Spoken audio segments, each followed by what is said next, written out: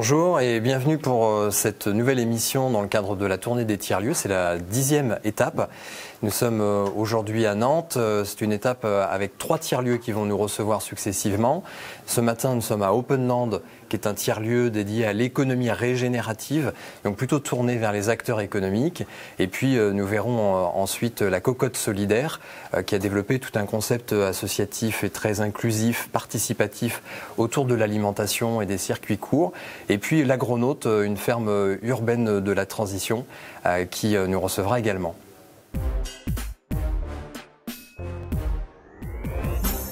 Marine Laurent, bonjour. Bonjour Mickaël. Tu es cofondatrice d'Openland, qui est le tiers-lieu qui nous reçoit pour cette étape de la tournée. Et on est en ce moment dans la pièce d'accueil assez polyvalent qui permet de faire de la co-création, du coworking. Et puis la partie coworking permanente, elle est à l'arrière du bâtiment. Est-ce que tu peux nous raconter un peu comment vit cet espace au quotidien ? Oui. Alors le tiers-lieu d'Openland, c'est un des 3 piliers d'une fabrique Openland, et pour nous le tiers-lieu, c'est un outil au service du projet. Donc ça, c'est assez important de le comprendre, puisqu'en fait on a décidé de créer ce tiers-lieu. Ça part de l'envie de notre équipe de vouloir créer un espace de rencontre et de provoquer la rencontre pour des personnes qui se seraient peut-être pas naturellement rencontrées. Donc ça, c'est l'intention, elle était là. L'autre intention, c'était de s'ancrer sur un territoire et de raconter aussi l'histoire qu'on souhaite pour ce territoire, donc le récit de ce territoire. Ouais. Et du coup, on est dans cette salle et on a une fresque en fait artistique sur l'ensemble du bâtiment à l'extérieur. On a des illustrations aussi artistiques à l'intérieur. Et cette histoire, c'est de se projeter dans ce futur désirable, durable, solidaire. Et si en 2050, la transition écologique et sociale a réussi, qu'est-ce que ça donnerait ? Donc ce tiers-lieu, c'est aussi de se dire quelle histoire on a envie de raconter pour ce territoire. Et nous, ce qu'on souhaite, c'est évidemment pas la raconter tout seul et puis pas faire ça tout seul. C'est on souhaite participer à la construction de ce récit pour notre territoire. Donc ce tiers-lieu, on l'a vraiment pensé comme un outil au service de la mission d'Openland, ouais, qui est vraiment la transformation écologique et sociale de nos métiers. Et c'est de faire émerger un maximum de projets professionnels d'économie régénérative. Donc c'est une économie qui ne fait pas juste ne pas détruire, donc réduire ses impacts CO2, etc., mais qui va régénérer les écosystèmes, les ressources, les liens humains. Et ça, c'est vraiment notre boussole, les enjeux climat, biodiversité, ressources, humains, liens humains. Et ça s'incarne aussi dans ce tiers-lieu parce que et dans notre conception de notre équipe et de notre organisation, c'est la gestion des communs, c'est le partage de la valeur, etc., etc. Donc ce tiers-lieu, c'est vraiment cette idée-là d'avoir un espace et d'être cohérent aussi avec ce qu'on prône et ce qu'on incarne, donc à travers cet aménagement de ce lieu où on est à 95% de réemploi. Ouais. On s'est associé en fait avec un studio de designers et d'illustrateurs nantais qui s'appelle Catra, et avec lesquels, du coup, on a co-construit ce récit, donc à l'intérieur et à l'extérieur sur nos murs, donc okay, avec des artistes. L'aménagement à 95% de réemploi, on a des tourées de chantier qui sont détournées, on a les tables des coworkers qui sont un ancien podium de défilé de mode qui a été trouvé à la ressourcerie culturelle de Montaigu. On a fait des partenariats pour les chaises avec un chantier d'insertion Oasis Environnement, on a des canapés, des fauteuils qu'on nous a prêtés, on a fait un partenariat avec un atelier de femmes qui s'appelle Des Femmes en Fil dans un quartier populaire de Nantes à Bellevue, pareil en chantier d'insertion. Donc c'était aussi de pouvoir travailler avec les différents acteurs en local et de pouvoir aussi montrer que ouais, ça peut être chouette aussi cette transition. On peut être dans des lieux, ça peut être beau, ça peut être joyeux aussi, puisque c'est aussi le message qu'on porte. Et donc ça, c'est pour la partie, on va dire, infrastructure, aménagement, récit. Et après, c'est les gens autour dans ce tiers-lieu. On a un espace de coworking, et ce sont que des personnes qui soit ont déjà intégré ces enjeux de transition écologique et sociale dans leur métier, soit ont très envie d'y amener cette réflexion et de rejoindre un écosystème qui porte ces valeurs-là. Du coup, il y a des passerelles qui se font entre les coworkers, puisqu'en fait, on a une trentaine de places, donc c'est pas un très gros espace de coworking, mais voilà, ça permet de créer ce lien. C'est à travers cette salle événementielle comment on monte en compétence aussi collectivement sur ces sujets.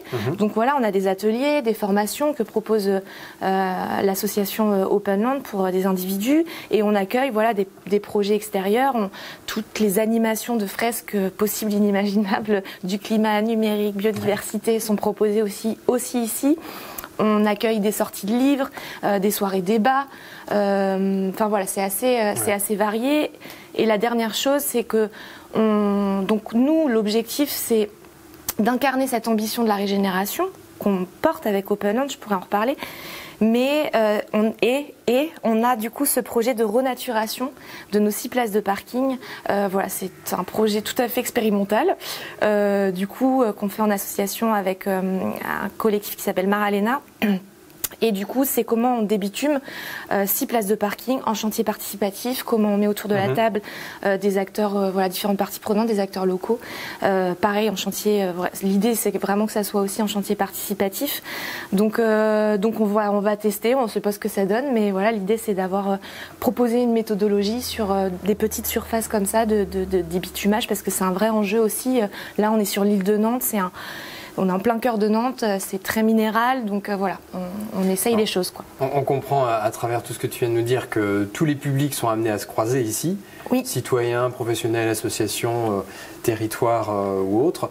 Et est-ce que dans la manière de créer ces liens, il y a une notion de mesure de l'impact derrière, qui est toujours un sujet un peu vaste et compliqué. Vous arrivez à mesurer l'impact ? Alors nous, du coup, la manière dont on a un suivi de nos indicateurs d'impact qui sont le nombre de personnes sensibilisées, formées, accompagnées avec Openland, puisque nous, pour faire émerger cette économie régénérative, il faut transformer nos métiers. Chacun, chacune, et du coup, on se met à disposition des individus à travers l'association Openland qui propose des ateliers, des formations à travers du coup notre accompagnement des entreprises, des organisations, on travaille avec des acteurs de l'ESS et il y a la question territoriale. Du coup on accompagne des collectivités qui se posent ces questions et surtout ce qu'on souhaite faire c'est créer une coalition entre des acteurs privés, des acteurs publics autour de cette ambition de la régénération. Donc en fait l'idée c'est on s'adresse aux individus.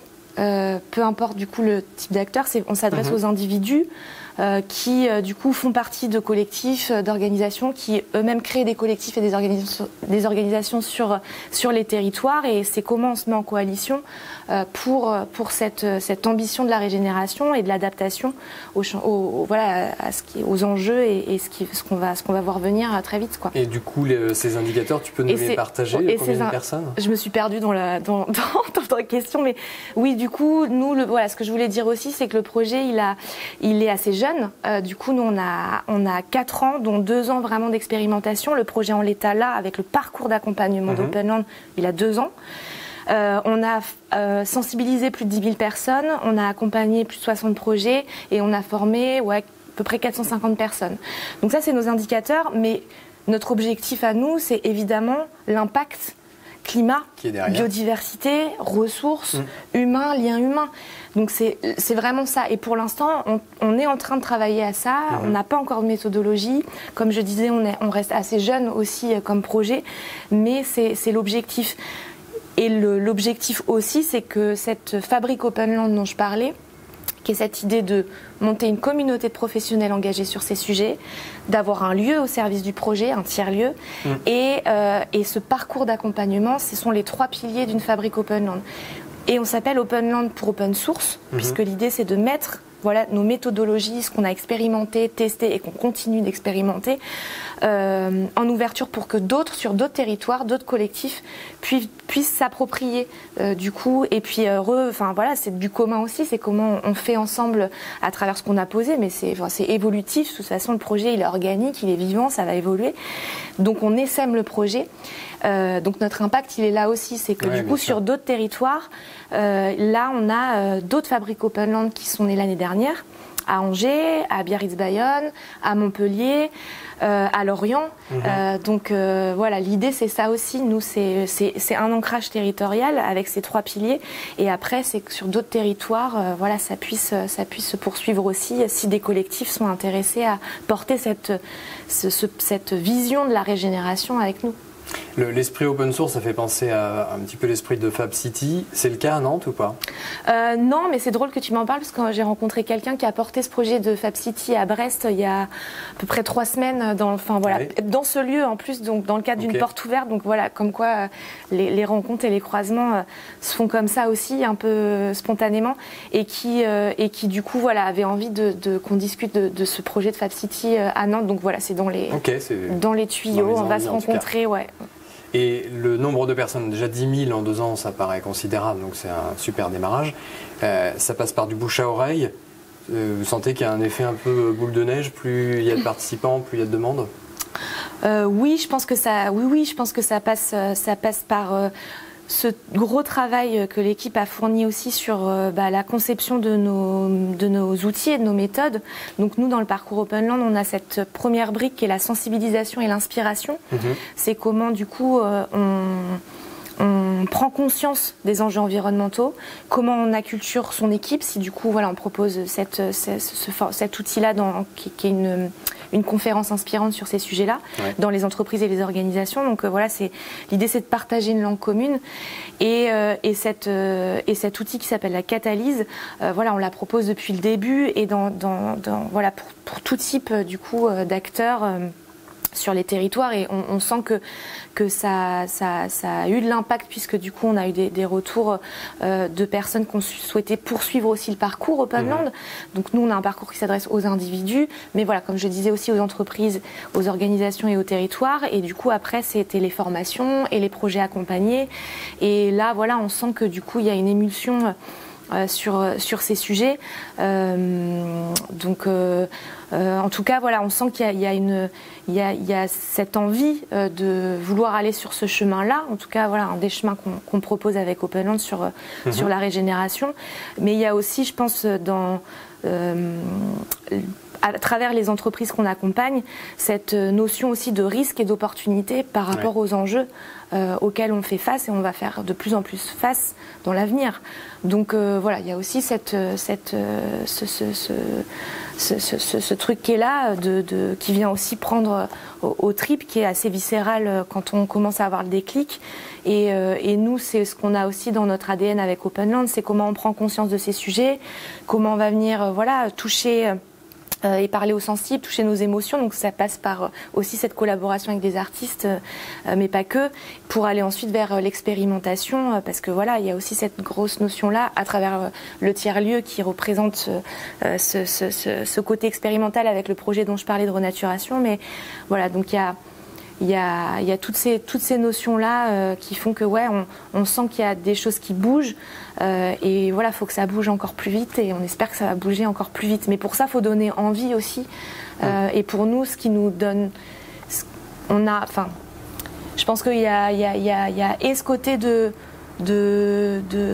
prise de conscience de ces enjeux, qui en fait c'est lourd quand on découvre tout ça, quand on prend conscience, ça vient vraiment nous, en tout cas pour ma part, c'est venu me heurter, percuter il y a plusieurs années. Mais après on fait quoi? Et c'est quoi du coup c'est quel monde, en fait, c'est quelle société on a envie de voir advenir, en fait, dans quel monde on a envie de vivre, nous et puis les générations d'après.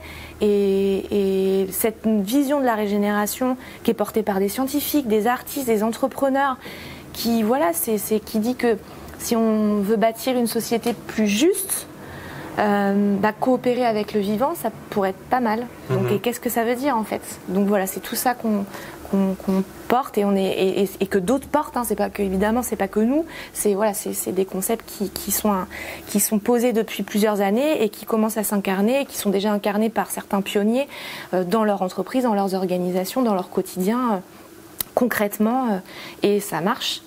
Donc voilà. Très bien. Merci beaucoup, Marine. De rien, merci. Merci encore une fois de nous recevoir. Avec plaisir.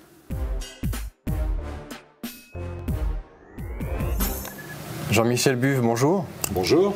Vous êtes conseiller régional en charge de l'économie circulaire à la région Pays de la Loire et maire de Blain également. L'économie circulaire, on en entend énormément parler, mais tout le monde ne connaît pas forcément précisément le sens de l'économie circulaire. Est-ce que vous pouvez nous rappeler quels sont les concepts clés ? Oui, alors c'est toujours très difficile de parler de l'économie circulaire parce que selon la fondation Ellen MacArthur, il y a à peu près 170, 180 définitions de l'économie circulaire. Mais par contre, tout le monde connaît l'économie linéaire. L'économie linéaire, c'est j'extrais des matières premières, je produis un bien de consommation, je le consomme, je le jette. Ça, c'est l'économie linéaire. Ouais. Donc l'économie circulaire, si on doit le mettre en confrontation, c'est l'inverse, c'est-à-dire de savoir dans l'éco-conception d'un produit quelle sera sa fin de vie et faire en sorte que sa fin de vie revienne dans le cycle de production et de consommation. Donc ça passe par des sujets comme la réparation, comme la réutilisation, comme le réemploi, comme le recyclage, mais aussi les coopérations de territoire avec l'écologie industrielle, territoriale, l'économie de la fonctionnalité, c'est-à-dire aujourd'hui ne plus s'intéresser à la propriété d'un bien mais uniquement à son usage. Voilà les principes essentiels de base de l'économie circulaire. Et c'est peut-être l'économie de la fonctionnalité finalement qui est la moins identifiée aujourd'hui quand on parle en général d'économie circulaire ? Absolument, c'est celle qui a le plus de difficultés à démarrer. Pourquoi ? Parce que ce sentiment de propriété est essentiel chez nos concitoyens, dans les entreprises, le fait de dire j'ai un bien et j'en ai son usage parce que j'en suis propriétaire, alors que la meilleure façon de réaliser les choses serait de dire j'ai un besoin d'usage et cet usage je suis en capacité aussi de le partager, j'ai pas besoin de la propriété. Et dans les modèles économiques des entreprises qui existent déjà, parce que on part d'un départ à 100% d'économie linéaire, on veut aller vers 100% d'économie circulaire, donc le challenge est colossal. Pour des acteurs qui doivent passer de l'économie linéaire à l'économie circulaire, aujourd'hui, est-ce qu'il y a des bonnes pratiques, une méthodologie ? Quelle est la difficulté en fait de cette bascule ? Il faut prendre le temps, c'est-à-dire qu'il faut sortir du business as usual, comme on dit, pour aller vers une réflexion de sa capacité en matière de sourcing de ses matières premières, de ses besoins de l'entreprise, pour aller vers toute la modification si on est une entreprise industrielle qui va avoir besoin de matières premières, matières secondaires, c'est de voir quelle est l'origine de ces matières premières.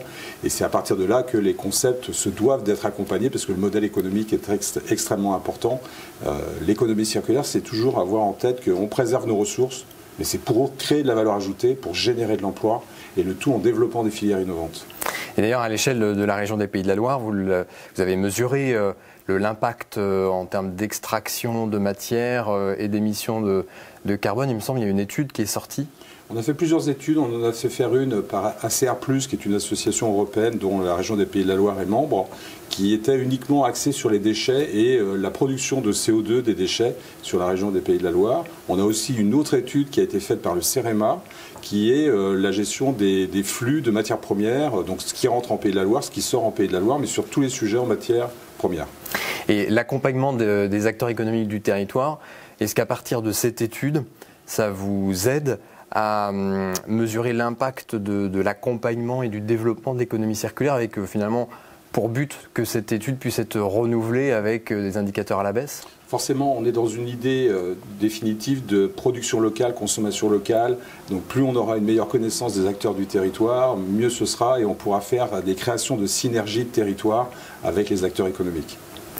Et alors justement, le 24 mai dernier, sur Angers, avec le partenariat de l'ADRIL et de l'ADEME, vous avez organisé une journée de l'économie circulaire. Ce n'était pas la première édition, c'était quelle on a commencé en 2018. Édition 2018, donc déjà quelques années de recul, il y avait une quarantaine de lauréats. Donc on a vu défiler des acteurs qui participent à l'économie circulaire et inclusive, parce qu'il y avait aussi cette dimension d'économie sociale et solidaire. Avec le recul depuis 2018, quelle est la tendance que vous voyez se dégager ? Alors, ce qui est important, c'est que cet appel à projet qui est lancé tous les ans accompagne les entreprises, les associations, les collectivités, en fait tout porteur d'un projet émergent en matière d'économie circulaire. Avec nous, le regard de la région qui est cette notion qu'on doit travailler sur les 5 départements de la région et que plus le modèle est reproductible, mieux ce sera parce qu'on va avoir une diffusion très large. Et ce qui nous intéresse aussi, c'est la coopération entre les acteurs. D'où cette importance de la journée des acteurs de l'économie circulaire puisqu'ils se rencontrent. Et puis on a ce sujet qu'on évoque très souvent en matière d'économie circulaire, ça permet de casser les silos et d'aller voir des gens qui ne sont pas du tout dans les mêmes métiers, qui ne sont pas dans les mêmes modèles économiques, et de partager et d'être dans un esprit collaboratif. Oui, qui est vraiment la clé de l'économie circulaire. Et d'un point de vue financier et économique, entre les lauréats de 2018 et ceux de 2022, est-ce que la pérennité et le développement économique de ces acteurs de manière marquante a augmenté? Est-ce que c'est progressif? Oui, on a augmenté tous les ans la capacité de financement sur la totalité de l'appel à projet de ces différentes années. C'est plus de 8 millions d'euros qui ont été consacrés. Ouais. Et le sujet, c'est que nous, on fait un appel à émergence de projet. Ouais. Alors, ils sont soit lauréats et rentrent dans le cadre du dispositif financier. Ils ne sont pas lauréats, ils peuvent aller vers d'autres accompagnements financiers que nous sollicitons auprès de différents acteurs. Mais une fois qu'ils ont été financés par l'appel à projet, ils ont aussi possibilité d'accéder à d'autres dispositifs. Et très sincèrement, tous les lauréats ont ce marqueur très très fort d'avoir été lauréats de l'appel à projet, ce qui leur permet aussi dans les financements d'aller voir d'autres financeurs en disant je suis lauréat de l'appel à projet de la région des Pays de la Loire, et ça donne beaucoup plus de crédibilité. Oui, c'est un label. Ouais. Absolument. Mais au-delà du financement qui est mobilisé, donc qui lui est beaucoup plus important, leur chiffre d'affaires économiquement sont des acteurs qui se développent rapidement aussi. Qui se développent, qui créent de l'emploi. C'est important, et qui créent de l'emploi très souvent local et non délocalisable. C'est ce qui nous intéresse, bien évidemment. Très bien. Donc c'est évidemment très encourageant. Ça veut dire qu'on est en bonne voie pour l'émergence de l'économie circulaire. Et vous avez également un projet, alors là, on change de casquette en tant que maire à Blain, un projet de tiers-lieu. Vous pouvez nous en toucher quelques mots ? Alors en fait, le tiers-lieu s'intègre dans un projet que nous avons. Alors il se passe sur la commune de Blain, mais il est mené par le syndicat mixte Centre Nord-Atlantique, dont je suis président, qui est un syndicat de traitement des déchets. Ouais. Et nous avions une recyclerie qui a été obligée de cesser son activité parce que le propriétaire voulait disposer des locaux. Donc on les a pour l'instant logés dans des locaux provisoires. Mais nous allons construire une recyclerie qui va faire à peu près 600 mètres carrés. Et l'originalité de cette recyclerie, c'est que, elle sera construite avec 100% de matériaux issus du réemploi des chantiers de déconstruction locaux. D'accord. Donc c'est déjà quelque chose de très innovant. Et à l'intérieur, nous allons avoir un tiers-lieu. La recyclerie va s'appeler le pôle consommateur. Déjà, vous avez une petite idée de à quoi sera consacré le tiers-lieu. En fait, ce sera un tiers-lieu associatif qui accueillera toute association d'éducation à l'environnement, qui auront un lien avec les déchets, avec cette responsabilité sociétale liée à l'économie circulaire et cette éducation à l'environnement sur la lutte contre le gaspillage, sur les bonnes pratiques de consommation, etc. Donc ce sera un lieu très spécifique lié à ça. Et les portes ouvrent à partir de quand ? Nous espérons ouvrir en 2023, si tout se passe bien au niveau des travaux. Très bien, on va vous souhaiter un bon lancement. Merci. Merci Jean-Michel. Merci.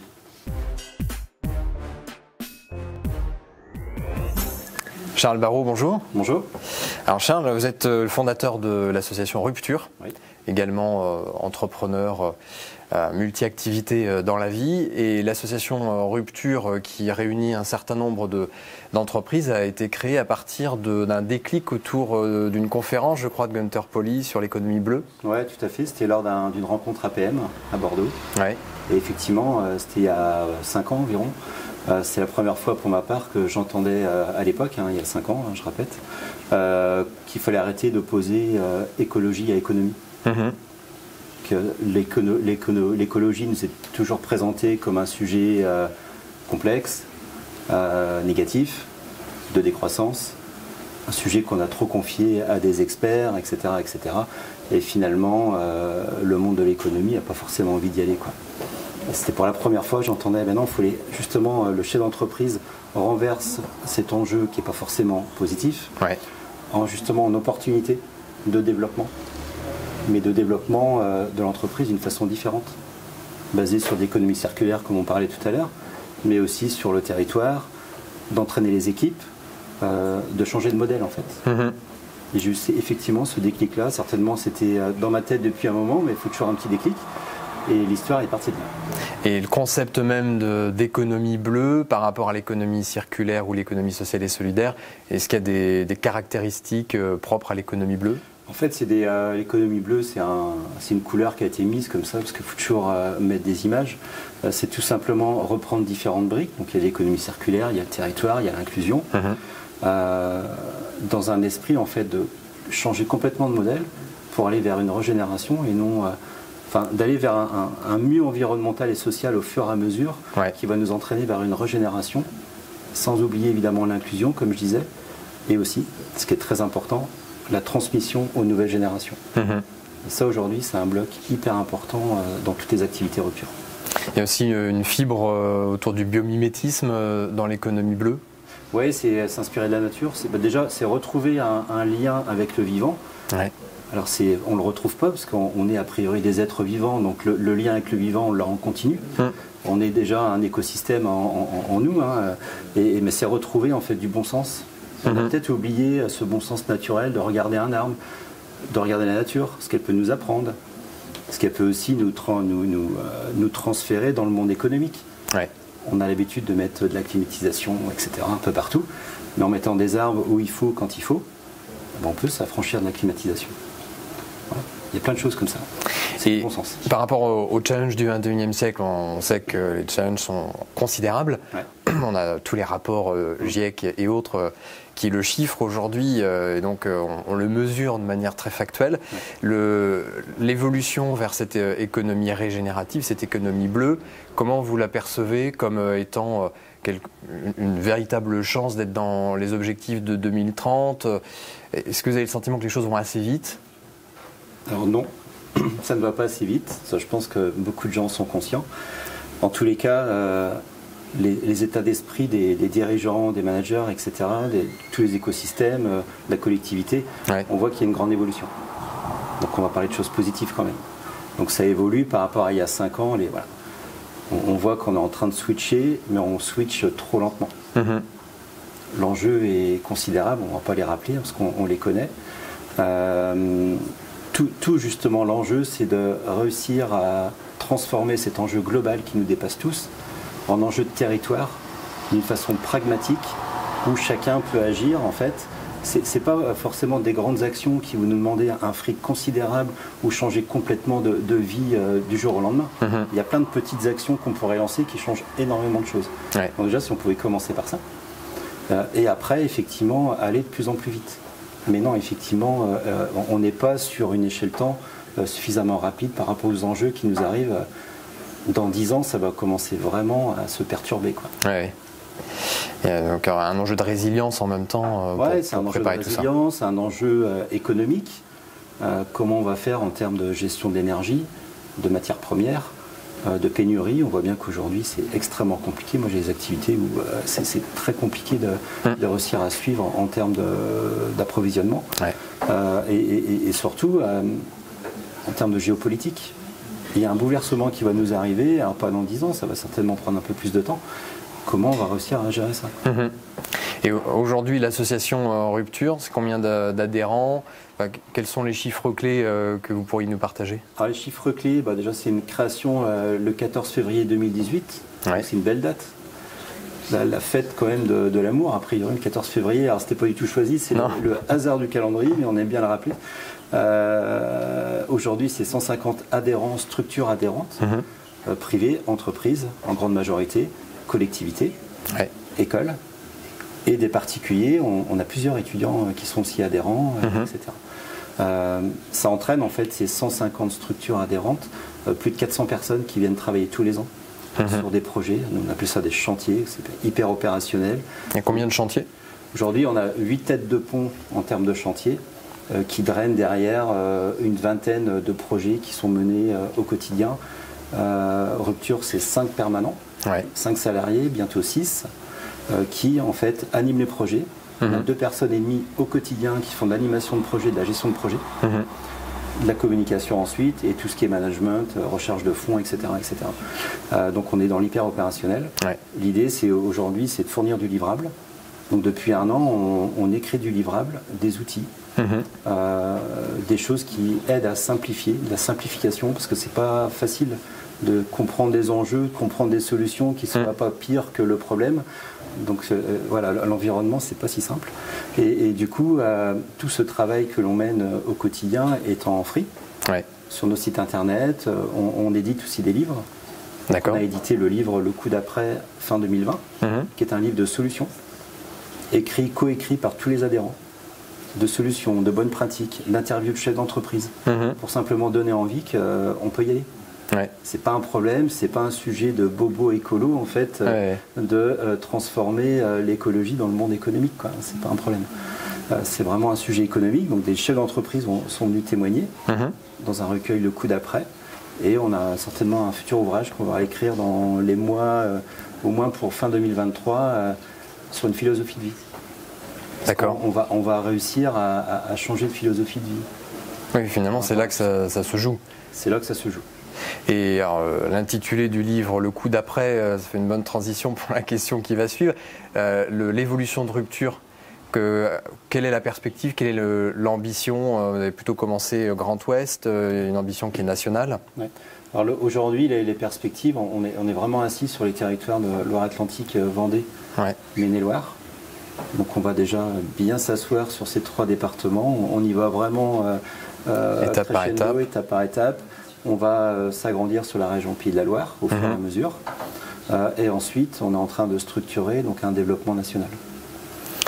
Et là, cette structuration, ça passe par une collecte de fonds, ça passe par des antennes qui vont s'implanter ici et là.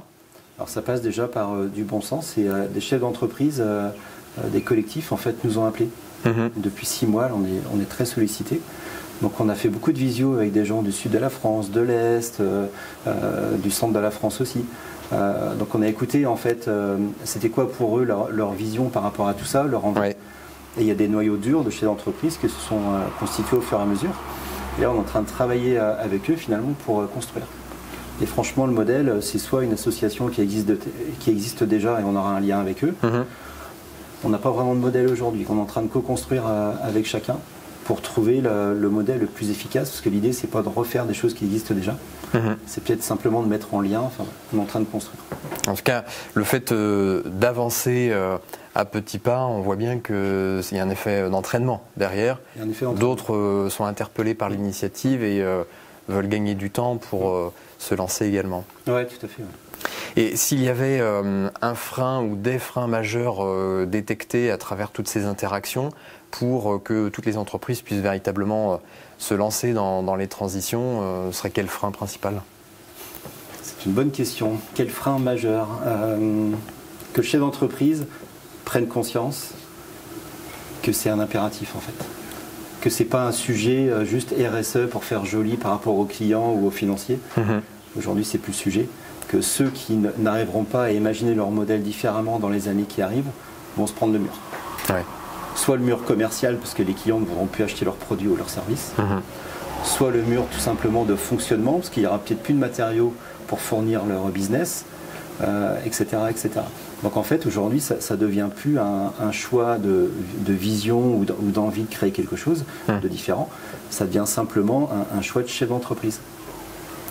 Finalement. Gestionnaire de sa boîte qui doit anticiper quelques actions comme ça, 2050, 0 emprise foncière supplémentaire pour construire une nouvelle usine ou des nouveaux bureaux. 2050, c'est demain quand on imagine le développement d'une boîte. Donc, comment on imagine aujourd'hui nos bâtiments étendables à la verticale, etc. etc. Finalement, on vit la même chose qu'à l'époque du numérique il y a 20 ans.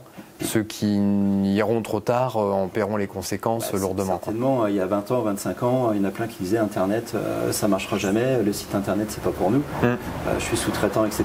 Et on voit bien qu'aujourd'hui, un site Internet, quelle que soit l'activité, est impératif.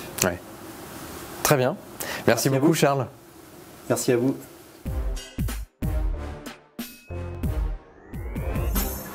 Jean-Luc Guillou, bonjour. Bonjour. Vous êtes directeur général de Managers et Territoires, qui est un fonds de dotation qui a été créé par l'association GERM, qui est un réseau de 2600 managers répartis un peu partout sur le territoire. Il y a 170 groupes de travail, de managers au sein de l'association, et vous l'avez dirigé pendant 16 ans. Donc là, depuis 8 mois, vous avez pris la direction générale de ce fonds de dotation. Est-ce que vous pouvez nous expliquer quelle est déjà l'ambition de ce fonds de dotation? Oui, alors peut-être même avant l'ambition, parler de la genèse, parce qu'en fait ça vient de l'association GERM qui porte dans ses gènes l'idée de participer à une transformation positive du monde professionnel et managérial. La question c'est comment aller sur ce terrain-là au-delà de la formation en management. C'est comme ça qu'on a créé, et il y a donc maintenant un peu plus de 8 mois, Manager et Territoire, pour offrir un espace d'engagement sociétal aux managers et à leurs entreprises pour venir en aide et en soutien à des associations d'intérêt général. Donc c'est la volonté de passer à l'action.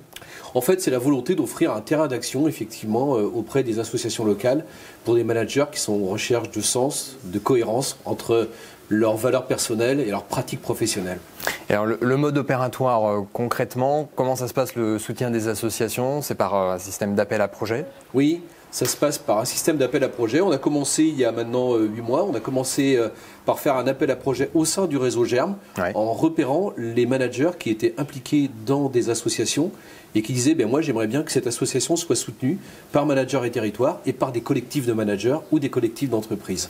Et à date, là, sur les premiers mois, combien de projets ont été Alors soutenus? on a donc fait un premier appel à projet au mois de janvier. On a eu 22 projets qui sont remontés et on a sélectionné 6 projets qui sont à Annecy, Nancy, Montpellier, Paris, Nantes. Et donc on est très heureux de ça. Ouais. Et le type d'activité de ces associations, est-ce qu'il y a des thématiques? Alors oui, il y a des grandes thématiques. Nous, les enjeux sur lesquels on souhaite mobiliser les managers et les entreprises, c'est un emploi pour tous. Une planète pour tous, un avenir pour tous. Donc une thématique sociale, sociétale d'accès à l'emploi, une thématique liée à l'éducation et une thématique liée à la protection de l'environnement et de la biodiversité. D'accord. Et voilà, donc les thématiques du coup des associations sont en lien avec ces 3 sujets. Par exemple, à Montpellier, on soutient une association qui s'appelle IMEF, qui travaille sur l'accès et la qualification à l'emploi pour des femmes issues d'un quartier très défavorisé de Montpellier. Et on les soutient en leur apportant des compétences managériales au sujet de la gouvernance, du management, de la stratégie, en mobilisant des managers aux côtés de la directrice de cette association, par exemple. Et pour cette phase d'amorçage, c'est donc l'association Germe qui a investi 150 000 €. Oui, c'est ça, tout à fait. Et donc, le développement, comment vous envisagez la montée en puissance? Alors, donc, nous sommes partis sur une double approche. Une approche en fédérant des collectifs de managers sur des associations donc, que nous soutenons et en fédérant des collectifs d'entreprises. Donc notre approche, elle consiste à fédérer notamment des collectifs d'entreprises que nous avons baptisés des cercles.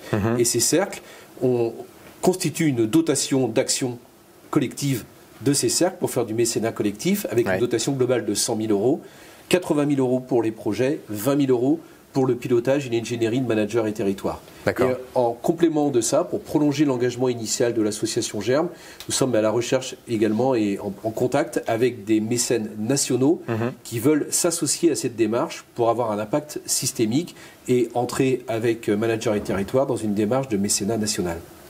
Très bien. Et est-ce que le fait qu'il y ait du mécénat de compétences amène certaines entreprises dans leur cœur d'activité, dans leur cœur business, à pouvoir créer un maillage avec ces mêmes associations? C'est peut-être encore trop tôt, mais est-ce que ça fait partie de la perspective? C'est trop tôt pour le dire, mais par exemple à Nantes, on a créé un premier cercle d'une dizaine d'entreprises qui a démarré le 16 mai. Et une des premières questions était en fait liée effectivement aux passerelles avec les associations et la manière dont on pouvait fabriquer des apprentissages, non seulement dans le cercle, c'est-à-dire entre les entreprises qui participent à ce mécénat inter-entreprise, mais aussi avec les associations qui vont être soutenues. Rendez-vous dans quelques mois pour vous en dire plus sur ce sujet. On n'y manquera pas. Merci beaucoup Jean-Luc. Merci.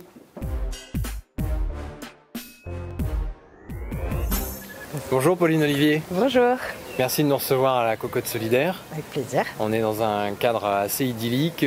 C'est ici que vous avez implanté votre association. Est-ce que tu peux nous raconter la genèse du projet? Ouais. En fait, l'association, on l'a créée en 2018 pour répondre à l'appel à projet des 15 lieux à réinventer qui était porté par la ville de Nantes. Et l'idée, c'était de mettre à disposition des bâtiments qui avaient été abandonnés ou des friches pour que les citoyens puissent proposer un projet qui leur tenait à cœur. Et donc, nous, c'est ce qu'on a fait pour celui de la Cocotte Solidaire, dont l'objectif, c'est vraiment de répondre à toutes les situations d'isolement et de recréer du lien entre les gens. Donc en fait, on est parti du constat que sur le quartier, il y avait de sa typographie, il y avait beaucoup de personnes qui étaient seules, mais en fait, c'était pas quelque chose dont on parlait beaucoup et qu'il y avait aussi peu de mixité sociale. Et c'est vrai qu'à l'époque, avec Margot, une des autres cofondatrices, on habitait à Lyon et en face de nous se sont créées les premières petites cantines, qui est un réseau de cantines participatives et on s'est dit, ah mais le projet est chouette. chouette, est-ce qu'on n'essaierait pas d'implanter ça à Nantes? Et donc c'est ce qu'on a fait. On a créé un collectif de 4 amis d'enfance et on a proposé ce projet qu'on a remporté du coup en juin 2018. Et puis le temps de faire les travaux, on s'est installé et on a ouvert en septembre 2019. Et aujourd'hui, vous nous avez reçus dans le cadre de la tournée des tiers-lieux. Donc on a pu profiter d'un repas collectif qui est aussi un principe participatif. Chacun met la main à la pâte. Tu peux nous expliquer un petit peu comment ça fonctionne et la tarification également? Ouais. Donc l'idée, c'est vraiment de créer du lien entre les gens, donc autour de la préparation et du partage du repas. Donc on a un premier atelier de cuisine le matin qui se fait à 9h30 en semaine et en 10h le week-end. Ouais. Et on a un groupe jusqu'à 10 cuisiniers qui ne se connaissent pas spécialement, qui viennent cuisiner ensemble. Nous, en amont, on a prévu toutes les recettes qui sont avec des ingrédients en majorité local, bio, etc. Et puis après, on prépare à manger et on accueille jusqu'à une quarantaine de personnes. Et là, pour les gens qui viennent déjeuner, c'est pareil, c'est participatif. Donc ils vont filer un coup de main pour la vaisselle, débarrasser, vraiment dans un esprit convivial, un peu comme à la maison. Ouais. Donc comme à la maison, il y en a qui en font un peu plus, d'autres qui en font un peu moins, mais c'est pas grave, le groupe s'autogère. Et après, le repas, pour que ce soit accessible à tous, le repas est à prix libre, avec un prix d'équilibre indiqué de 9 €. C'est ce que ça nous coûte. Et ça nous permet d'avoir un modèle autonome et qu'en même temps, tout le monde puisse participer à hauteur de ses moyens. Donc une personne qui est vraiment en situation de précarité peut ne pas contribuer ou vraiment très très peu. Et vous trouvez un équilibre après avec ceux qui vont donner un peu plus Alors nous, on ne fait pas du tout de gratuité. Donc en fait, la personne, quelle que soit sa situation, participe financièrement aussi, de toutes les manières. En fait, on essaye de couper, de décloisonner en fait, et de faire le même fonctionnement pour tout le monde, quel que soit son train de vie, etc. Et le prix libre nous permet de pouvoir accueillir tout le monde de la même manière. D'accord. Et depuis la création, c'est combien d'adhérents aujourd'hui à l'association? Alors, depuis la création, on a eu un peu plus de 5000 adhérents. Là, cette année, on est autour de 2100. D'accord, avec des profils très variés? Oui, avec des profils très très variés. C'est vrai qu'on accueille une grande diversité de public, ce qui est hyper chouette parce qu'en plus on est dans un lieu qui est assez beau, emblématique, et c'est trop chouette de pouvoir accueillir une grande mixité de population dans un lieu comme ça. Donc implanté sur l'île Versailles. Exactement. Et au niveau des activités autres que la cuisine, c'est un lieu hybride, donc vous ne vous êtes pas limité uniquement à la cuisine. Ouais. Tu peux nous raconter un petit peu ce que vous proposez? Et en fait, dès le départ, on a eu beaucoup de demandes de bénévoles pour faire des ateliers, créer des petites choses que eux pouvaient proposer, et on s'est dit mais pourquoi pas. Et donc depuis septembre 2020, on est un espace de vie sociale, et donc ça nous permet de pouvoir accueillir beaucoup plus de personnes avec des ateliers qui sont toujours à prix libre. Donc ça, c'est vraiment les bénévoles qui vont les proposer. Et puis nous, de notre côté, on développe aussi tout l'aspect culturel, puisqu'on avait beaucoup de demandes, surtout post-Covid, pour rendre la culture accessible au plus grand nombre. Et donc on a des concerts, des expos, des choses comme ça. Et moi, je suis en train de développer moi, avec ma stagiaire et nos volontaires et l'équipe salariée, on est en train de développer une cocotte en vadrouille. Donc l'idée, c'est vraiment de s'exporter en dehors des murs de la cocotte, d'aller voir les gens sur le territoire, dans le département en fait, pour redynamiser justement l'équipe, le quartier, l'asso. Et aujourd'hui, l'association a un point d'équilibre financier qui se situe à combien? On est à peu près, là cette année, ça change toutes les années étant donné que il y a eu le Covid, qu'au final on n'a que 3 ans d'existence. Et là cette année, elle s'équilibre à 120 000. Et la perspective de développement, les prochaines étapes, les ambitions, ressemblent à quoi? Alors, dans l'idée, la prochaine étape, c'est justement de garder cette taille humaine. Donc on va un peu à l'inverse des courants qui essayent de promouvoir l'essaimage et tout ça. Il n'y aura pas de franchise de la cocotte. On est ravis de donner toutes les infos sur comment on a pu le monter, mais on estime que ce projet, il a à destination d'être local et d'être porté par les habitants. Donc à terme, c'est que ce soit un nouveau groupe d'habitants qui puissent le porter. D'accord. Donc vous allez surtout entretenir la qualité des liens plus que la volonté d'expansion. Exactement. Merci pour ton accueil. Non, je t'en prie. Merci.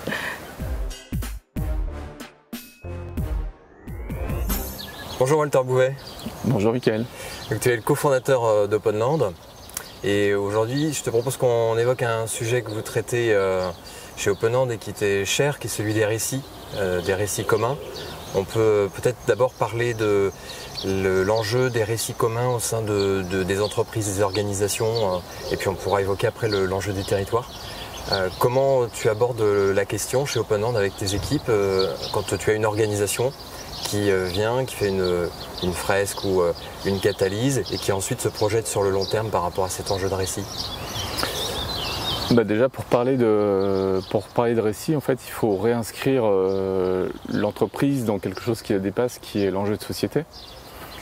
On sait aujourd'hui que l'idéal serait de réinscrire l'économie en général et donc l'entreprise en particulier dans ce qu'on appelle les limites planétaires, avec ce plafond, ces limites écologiques à ne pas dépasser, par exemple la question du climat, la question de la biodiversité.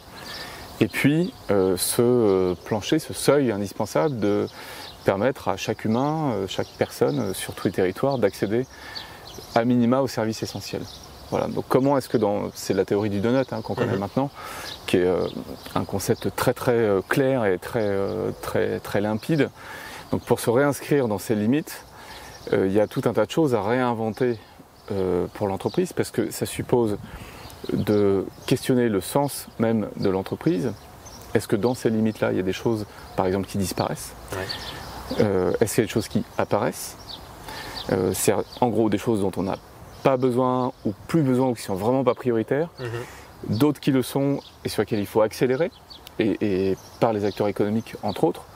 Et puis, au-delà de ces questions du sens, il y a la question de comment on fait, donc comment on se projette dans un avenir à 5 ans, à 10 ans, à quoi on ressemble, et aussi peut-être quelles limites on se fixe comme entreprise. Est-ce qu'on est dans une entreprise par exemple qui va croître indéfiniment, ou est-ce qu'à un certain moment on se dira voilà, on a atteint une taille qui est suffisante pour la survie de l'entreprise, et peut-être qu'on n'est pas obligé d'être dans l'imaginaire, et c'est là qu'on touche la question de récit, de la croissance éternelle, voire de la Startup Nation, de la licorne, donc de l'hypercroissance en fait, qui, même si en réalité elle touche assez peu d'entreprises, finit par produire un cadre, pas seulement intellectuel, mais aussi un cadre émotionnel dans lequel les entrepreneurs se voient. Donc tu vois, en repartant de quelque chose qui est très sociétal, on arrive au cœur de la problématique de l'entreprise et dans quelle limite elle va s'inscrire. Donc quand tu dis ça, quand tu arrives à toucher ça avec les dirigeants, avec les dirigeantes, forcément tu déconstruis tout un tas de choses qui étaient là précédemment et qui n'étaient même pas questionnées en fait, qui étaient juste des évidences. Même si tu as une TPE, PME, voire une ETI, tu n'étais pas forcément dans des logiques de licorne, mais quand même c'est le cadre dans lequel tu évolues, c'est ça la reconnaissance sociale, c'est ça, voilà. Donc il y a tout ça à déconstruire avant ensuite de reconstruire. Voilà, ça c'est le cadre déjà. Et justement cette reconstruction, ça passe par quoi? Par de l'intelligence collective, par des ateliers de facilitation? Ça passe par plein de choses. Je reviens à un instant, ça passe déjà par l'acceptation de déconstruire. Cette phase est hyper importante. Beaucoup d'entreprises arrivent avec des solutions, ou disent on a des solutions, voilà. On sait ce qu'on doit faire, on va le faire. Et on se pose tout de suite la question du comment, voire du quoi. Et si on revient un peu à un autre cercle qui est celui de Simon Sinek avec le fameux why, enfin, la question du pourquoi et donc du sens, pour pouvoir reconstruire, il faut accepter de re-questionner ce pourquoi on est là, qu'est-ce que je fais, que fait mon entreprise, que fait mon organisation, qu'est-ce que je fais moi aussi comme dirigeant, c'est quoi mon but dans la vie, qu'est-ce qui me fait vibrer, à quoi j'ai envie de contribuer et à quoi j'ai pas envie de contribuer. Donc juste prendre ce temps-là, et il y a tout un tas de méthodes pour y arriver, qui sont des méthodes qui permettent déjà de s'aligner individuellement, moi, mon organisation et mon écosystème, et de trouver cet alignement-là. Ça c'est la première étape, en tout cas pour les dirigeants. Ensuite pour l'entreprise, c'est de partager ça avec les collaborateurs. Et effectivement, la dimension collective, elle est fondamentale. Parce que si c'est pour changer de manière pyramidale ou autoritaire, malheureusement ce ne sera pas compris, pas accepté, ou ça risque de générer finalement une forme d'acceptation qui, mais avec une souffrance silencieuse en fait. Qui ne durera pas. Voilà, et le problème, voilà, alors qui ne durera pas, ou ce sera une entreprise qui, au nom de cette nouvelle radicalité entrepreneuriale, fera peut-être un peu créera de la douleur, de la souffrance, et il y aura du turnover hyper important. Donc dans un cas tu fais rien, tu auras du turnover parce que les salariés ils veulent de plus en plus, voilà, ils aspirent à une société plus juste et plus écologique. Donc si tu fais rien, ils viendront pas chez toi ou ils partiront. Ouais. Si tu le fais de manière trop brutale, ça sera humainement pas vivable, quoi. Donc finalement, ça reviendra au même. Donc au-delà d'aligner les dirigeants et les dirigeantes avec ces objectifs sociétaux, il y a le besoin d'aligner le projet, j'allais dire, de la tête aux pieds, quoi. Et donc que toute l'entreprise, finalement, se retrouve autour de ce projet. Donc c'est un temps de discussion, c'est un temps de partage.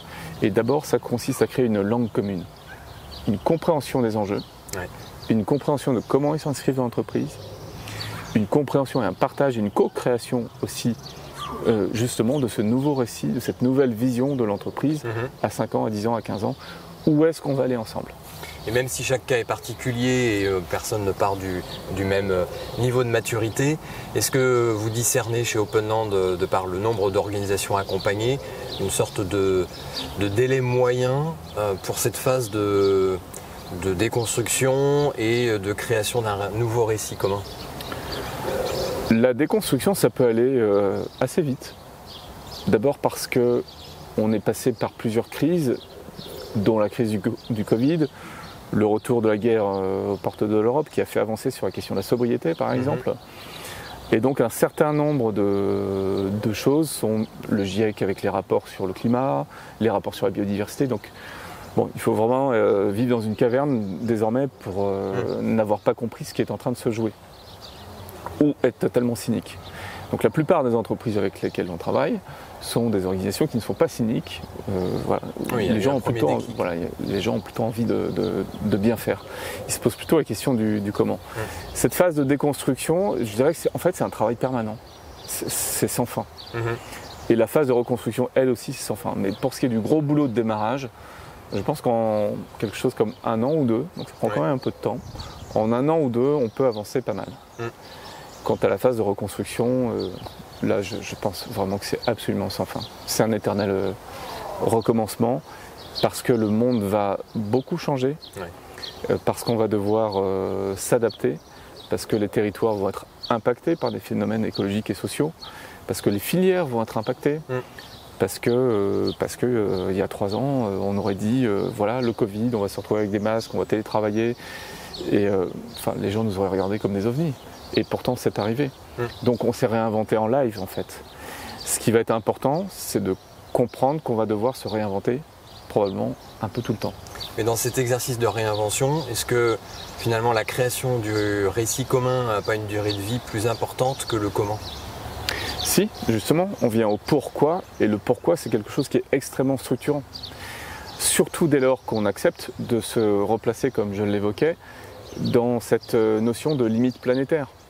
Si on cherche à être un acteur économique avec les contraintes d'un acteur économique, c'est-à-dire une entreprise, ça doit être profitable par exemple. Elle a des problématiques d'embauche, de gestion, d'innovation, voilà, tout ça, il ne s'agit pas de le remettre en cause. Simplement de dire que le logiciel, le système d'exploitation qui sous-tend tout ça, lui, on va l'inscrire dans de nouvelles limites. Et si on accepte de faire ce travail, qui n'est pas d'avoir la solution toute faite là maintenant, mais plutôt de dire ok, c'est le projet. Et donc, à chaque étape de l'entreprise, dans les années qui viennent, on va s'assurer qu'on est bien, c'est notre boussole en fait, qu'on s'inscrit un peu dans cette logique. Et donc, comment l'entreprise, demain, elle sera d'abord plus légère, donc elle va détruire moins. Ensuite, elle sera peut-être contributive, elle va se dépasser elle-même pour aller regarder, ça peut passer par la philanthropie, mais pas que, comment elle peut contribuer à quelque chose qui la dépasse, ou travailler avec les filières, en amont, en aval, dépasser son petit nombril. Et puis enfin, pourquoi pas, devenir ce qu'on appelle régénérative, au sens où elle va essayer d'améliorer la situation, donc ce que nous on appelle réparer. Réparer les écosystèmes, réparer l'humain, et être un peu plus que dans un système stationnaire où on préserve. Essayer de réparer. Ça c'est vraiment une gageure pour l'instant. Et si on change d'échelle pour maintenant aborder la question des territoires, parce que Openland accompagne aussi beaucoup de collectivités, l'enjeu du récit commun à l'échelle d'un territoire par rapport à une organisation où là tu parlais du dirigeant puis d'un travail collaboratif en interne, quand c'est un territoire tout d'un coup l'exercice est plus complexe, parce que c'est plein d'organisations qui ont eux-mêmes à l'échelle individuelle leur propre chemin à faire. Comment vous vous y prenez ? Comment le traverse avec peut-être des exemples concrets sur certains territoires? Alors, comme tu dis, c'est extrêmement complexe et c'est systémique déjà à l'échelle d'un territoire. Si on prend ici, nous on est sur le territoire dans la région des Pays de la Loire, dans le département de la Loire-Atlantique, avec, tu vois, on a un littoral, on a un fleuve, donc la géographie, elle est assez, c'est essentiel de repartir aussi de la dimension géographique. Donc ça se fait avec une vision globale du territoire et puis quand tu agis, malgré tout, tu es obligé de resserrer un petit peu la focale, tu n'as pas le choix parce que sinon c'est beaucoup trop complexe. Donc on voit ça plutôt comme des systèmes qui s'imbriquent un peu comme des poupées russes et donc malgré tout, même sur un territoire, de retravailler ou de travailler à des échelles qui sont jouables en fait, faut pas être trop stratosphérique. Par exemple, ça peut se jouer à l'échelle d'une agence de développement économique. Ouais.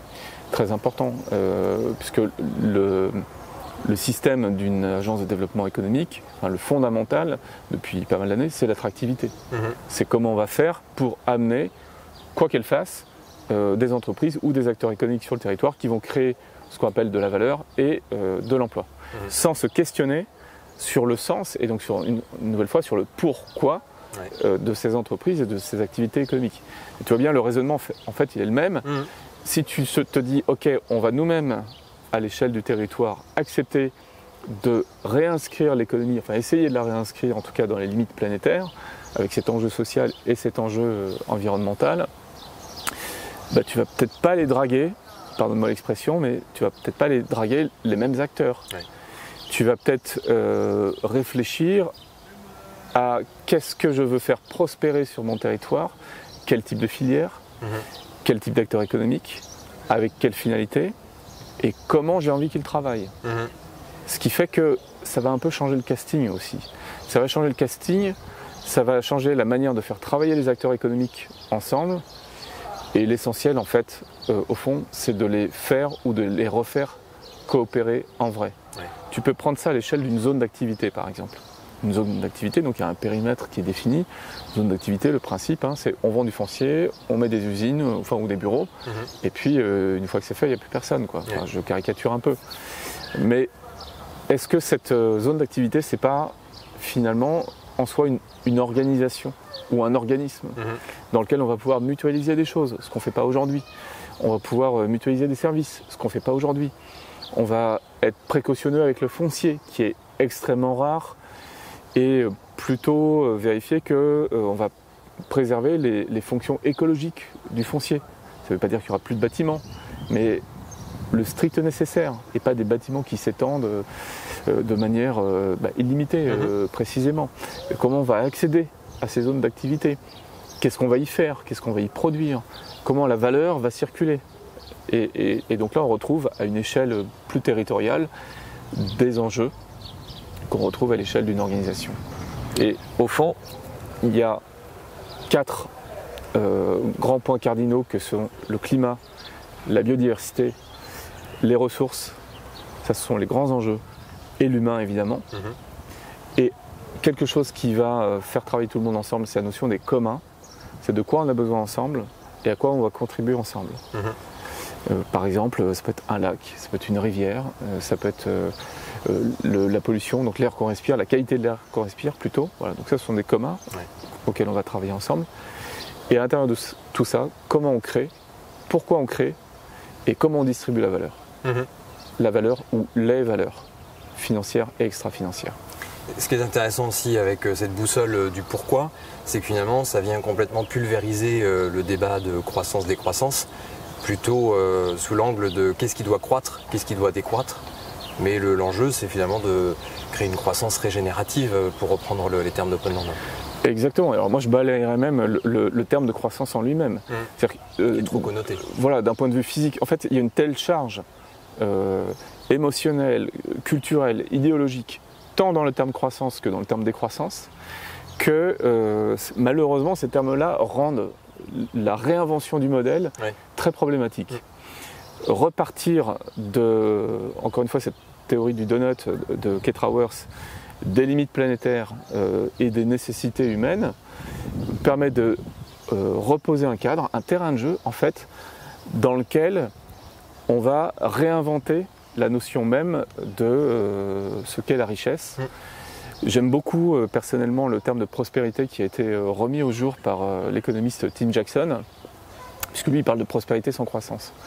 Comment je peux prospérer, comment un territoire peut prospérer, comment mon entreprise peut prospérer sans forcément être dans cette logique de croissance ou d'hypercroissance. Et effectivement, de manière plus opérationnelle, comme tu le dis très bien, ça va se traduire par plutôt faire décroître certaines choses. Donc typiquement notre consommation d'énergie fossile, elle doit baisser. Voilà. On peut dire baisser au lieu de décroître si ça nous gêne. Voilà. Elle doit diminuer, ça c'est sûr. Et puis augmenter la circulation du savoir, augmenter la coopération, améliorer le partage de la richesse produite, redéfinir aussi peut-être ce qui est important et ce qui est superflu. Se concentrer dans des temps qui vont être peut-être difficiles parfois sur ce qui est important et se dire que ce qui est superflu viendra ou restera si c'est possible. Voilà. Et si c'est pas possible, bah, tout simplement ça disparaîtra. Voilà. Mais préservons l'essentiel. Et si on prend un exemple de territoire qui est évidemment très regardé en région parisienne, la ville de Paris, qui partage énormément de data sur l'évolution de ces indicateurs, quelle analyse tu fais de la trajectoire d'une ville comme Paris vis-à-vis des objectifs du développement durable? Alors la ville de Paris c'est intéressant parce que c'est une des villes, une des capitales même mondiales qui s'est investie très vite dans ces sujets et sur laquelle on commence même très récemment justement à avoir des données. Typiquement, est-ce que le territoire parisien arrive à réduire ses émissions de gaz à effet de serre, notamment sur la trajectoire bas carbone de l'accord de Paris? Et malheureusement, la réponse est non. Et ça, c'est très récent. On voit qu'il y a des choses qui prennent, et qu'il y a des choses qui fonctionnent. Et donc ça, c'est plutôt la dimension encourageante de cette démarche. Ce qu'on voit, c'est que pour ce qui est de la préservation des équilibres écologiques dont on dépend, humainement, d'un point de vue sociétal et d'un point de vue économique aussi, malheureusement, le compte n'y est pas. Et donc pour moi, ça sonne comme un avertissement, en fait, sur le fait qu'on n'est pas encore à l'échelle des enjeux. Et puis par ailleurs, il y a quelque chose avec la ville de Paris, non seulement, mais aussi avec l'Île-de-France, la région Île-de-France. Il y a des problématiques de densité de population, de densité minérale, de revégétalisation qu'il faudrait envisager à une échelle absolument massive, qui me paraissent être aujourd'hui des défis colossaux dont on n'a pas pris la mesure. Et donc imaginez que demain on va pouvoir se réinscrire dans les limites planétaires ou entrer dans cette dimension régénérative qui est une ambition, plus qu'un état à un moment donné, sur des territoires ultra concentrés humainement, en termes d'habitat et en termes d'activité, ça me semble une gageure. Il y a un besoin pour les territoires de se repenser de manière plus vaste avec des villes qui vont peut-être atteindre une certaine taille, métropolitaine pourquoi pas, et qui vont s'appuyer sur un réseau autour d'elles, un réseau de villes dont la densité va croître, cependant que le cœur, lui, se stabilise ou décroît légèrement. Donc finalement, ce que tu nous dis, c'est que la trajectoire globale est plutôt bonne dans le sens où tout se met en mouvement un peu partout, mais que le timing, par contre, pas du tout en adéquation avec les objectifs qu'on s'est fixés. Il y a un concept qui est un peu connu, qui est la notion de point de bascule, le tipping point. Mon intuition depuis plusieurs années, c'est qu'on est face à un phénomène de double point de bascule. Le point de bascule écologique d'abord, qui est documenté par la science, et sur lequel on observe que tout ce qui a été travaillé, annoncé par des scénarios plus ou moins pessimistes par les scientifiques, qui sont restés très prudents, eux, dans leur communication sur ces scénarios, parce qu'ils sont rigoureux, ils ont de la méthode, eh bien les faits, et donc les années qui passent, les unes après les autres, montrent qu'on est plutôt sur les scénarios hauts, par exemple le scénario du GIEC en termes de changement climatique. Donc ça, c'est une mauvaise nouvelle. C'est une bonne nouvelle au sens où la science, elle est robuste et on peut lui faire confiance dans sa capacité à scénariser l'avenir et à faire de la prospective. Ça, c'est quand même pas rien de savoir où on va. C'est une mauvaise nouvelle parce qu'aujourd'hui, ça va assez vite et un peu plus vite que ce qu'on pouvait espérer ou redouter. Le deuxième point de bascule, c'est un point de bascule culturel et sociétal, et qui est raccroché à la notion de récit d'ailleurs. C'est ce phénomène humain qui fait qu'à un moment donné, notre langue commune évolue, elle évolue, les histoires qu'on raconte et qu'on se raconte en tant qu'espèce fabulatrice, comme dirait Nancy Houston, changent.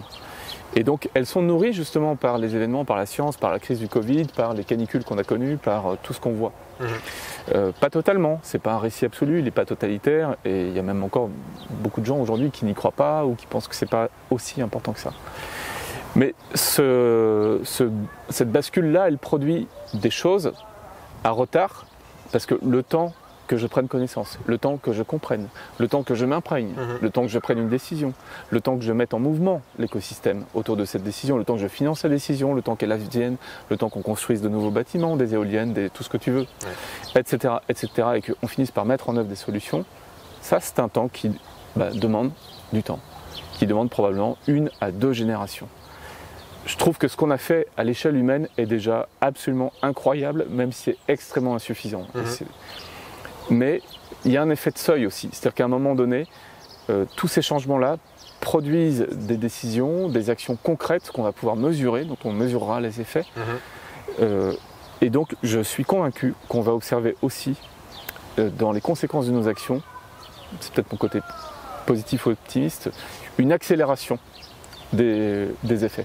La grande question, c'est de savoir si ces 2 points de bascule vont réussir à s'ajuster, ou si on ne va pas avoir un effet ciseau, où malheureusement le point de bascule écologique va être trop fort pour que notre bascule sociétale soit à la hauteur de cette bascule écologique. J'ai peur que non.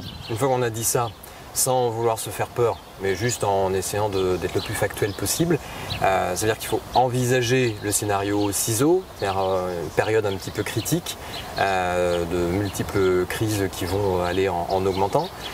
Donc il y a un enjeu finalement de résilience également, en parallèle de la transformation qui est à travailler. Comment, si vous le traitez chez OpenAnd, comment vous le traitez ça ? Alors complètement, ce qui est délicat dans cette affaire, c'est qu'on a à la fois cet enjeu de transformation, tu prends une entreprise et on va travailler sur sa stratégie bas carbone par exemple, et la question de la résilience et donc de l'adaptation au changement. Ce qui est très très difficile en fait, parce que par définition ces changements sont imprévisibles et lointains. Donc la manière de travailler, c'est de poser des scénarios.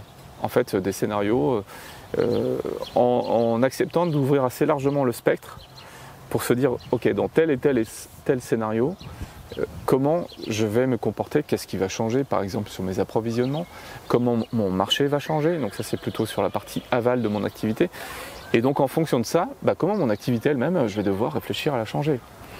Alors, la difficulté pour une entreprise, c'est que pour être debout, une entreprise a besoin de revenus, et que ces revenus, elle va les chercher aujourd'hui, sur ce qu'on appelle un marché d'offres et de demandes. Et que ce dont on parle là, c'est demain, et c'est peut-être, et c'est pas sûr, et on ne sait pas vraiment comment. Donc ça demande une capacité d'adaptation et une humilité aux dirigeantes et aux dirigeants d'entreprises ou de territoires d'ailleurs, qui est, selon moi, inédite. C'est pour ça que ce sujet de la résilience et ce sujet de la transformation, il appelle clairement à la refondation d'un leadership. Les personnes qui drivent des communautés, qui tirent des communautés, des boîtes, des territoires, doivent eux-mêmes changer radicalement. Donc on a parlé des enjeux de transformation, des enjeux de résilience pour préparer, malgré la transformation amorcée, des risques de crise qui vont advenir malgré tout. Et en ce moment, il y a aussi une question qui est soulevée, qui est sociétale, qui est en partie économique, mais quand même très sociétale, qui est la semaine de 4 jours, la réduction du temps de travail. Il y a beaucoup d'études qui sont menées dans différents pays, notamment des pays européens, mais pas seulement.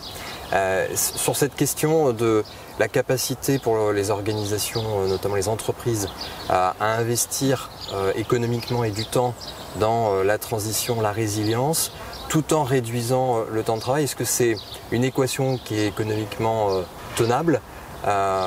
Comment tu analyses par rapport aux data que tu peux voir passer ce paradigme ? Je crois que c'est une question qui est très complexe et qui s'inscrit dans une prospective justement dont on a un peu parlé, qui est elle-même très instable. Donc je me risquerai certainement pas à affirmer les choses, peut-être poser quelques éléments. Le premier élément, c'est que le temps de travail contenu, entre guillemets, donc réduit ou pas, mais ne pas consacrer toute sa vie au travail, c'est à peu près clair que c'est une aspiration sociétale. Je ne pense pas que ce soit être un affreux révolutionnaire que de dire ça. C'est là et c'est vrai. Dans ce grand moment qu'on vit, qui est un moment de quête de sens, il y a deux choses. Il y a à quoi je consacre ma vie professionnelle, et là on touche le sens de l'entreprise, l'essence même de l'entreprise, à quoi sert-elle, et comment est-ce qu'elle va justement servir, aussi contribuer à cette mission sociétale. Et deuxième chose, comment je le fais sans me brûler.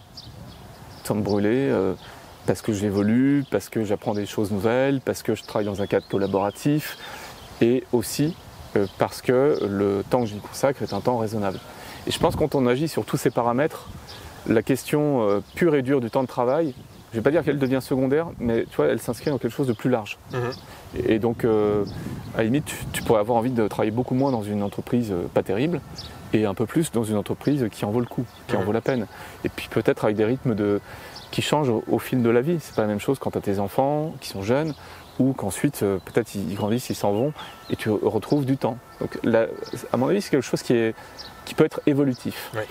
Maintenant, il y a un autre paramètre qui est un paramètre plutôt physique et économique, qui est que l'entreprise, si elle veut produire, elle a besoin de ce temps de travail. Et dans une société qui va devoir se simplifier probablement et entrer vers plus de sobriété, moins de consommation énergétique, la question du travail manuel va se reposer nécessairement. Dans l'artisanat, dans les circuits courts, dans l'agriculture. Donc la question pour moi, c'est aussi comment on va réenchanter quelque part le geste technique, le geste manuel. Et pas seulement être devant un ordi pour faire de la communication et du marketing. Je ne critique pas cette fonction-là, je la connais bien par ailleurs, mais voilà, il y a quelque chose du réenchantement, et là, on est aussi dans le récit, du geste technique et manuel qui va être essentiel pour réussir cette sobriété. Donc ça, je vivrai ce deuxième paramètre. Et puis, pour finir sur peut-être une note plus philosophique, la question de à quoi je sers. À quoi je sers, c'est aussi quel est le temps de qualité que je passe avec mes amis, avec ma famille, avec mes enfants. Comme père de famille, aujourd'hui, je crains que mes enfants soient confrontés à un avenir plus difficile que ce que je vis, ou ce que j'ai vécu, ou ce que je vivrai dans les années qui viennent. Je le sens plus complexe, et la génération qui monte, je pense qu'elle va avoir besoin de la génération d'avant pour l'accompagner, pour l'aider, pour lui consacrer du temps économique, ou à développer une économie différente, peut-être aussi consacrer du temps à une économie moins marchande, à des tâches difficilement monétisables aujourd'hui, ou difficilement comptables en tout cas. Et ça va être aussi le rôle d'une partie de la société. Donc je vois le temps de travail comme se réagençant en un travail monétisable et un travail qui n'est pas monétisable mais qui a une grande valeur pour la société. On appelle ça le bénévolat, on appelle ça la philanthropie, on appelle ça et une réarticulation de ces temps. Finalement, là on rejoint encore la question des récits et du vocabulaire, c'est-à-dire que si on remplace temps de travail par temps d'activité, que ce soit au sens travail strict du terme dans le cadre d'un contrat, ou un temps d'engagement dans une association, ou dans tout simplement son quartier par exemple. Le temps d'activité, si les tâches qui aujourd'hui sont facilitées par une forte consommation énergétique sont substituées par des tâches finalement plus longues à réaliser, on risque d'avoir un temps d'activité plus ample, mais un temps de travail au sens très classique du terme peut-être réduit pour justement permettre ce temps d'activité nécessaire à la résilience. Peut-être, effectivement, et ça touchera la notion d'emploi, la notion de chômage. Et là, il y a une réinvention de la même façon que la notion de croissance, décroissance, de PIB. Tout ça est réinventé dans cette logique de régénération et de prospérité, d'une nouvelle forme de prospérité. La notion même de travail, d'emploi est à redessiner. Alors après, c'est des débats sans fin de toute façon, parce que puisqu'on parle de récit, je ne crois pas en l'émergence d'un récit unique, parce que s'il était unique, il serait totalitaire. Et alors là, ça me heurte profondément, la liberté de penser, de croire, d'imaginer, même de personnes qui prennent des chemins auxquels je n'adhère pas du tout. Je pense qu'elle fait partie d'une forme de biodiversité des récits aussi. Donc la diversité des récits, elle est importante. De ça, on tirera des chemins dominants, on fera des choix sociétaux, il y a des choix démocratiques à faire aussi. Donc c'est un long chemin, et en plus, je suis convaincu que c'est un chemin sans fin. Merci beaucoup, Walter. Merci, Michael. Échange.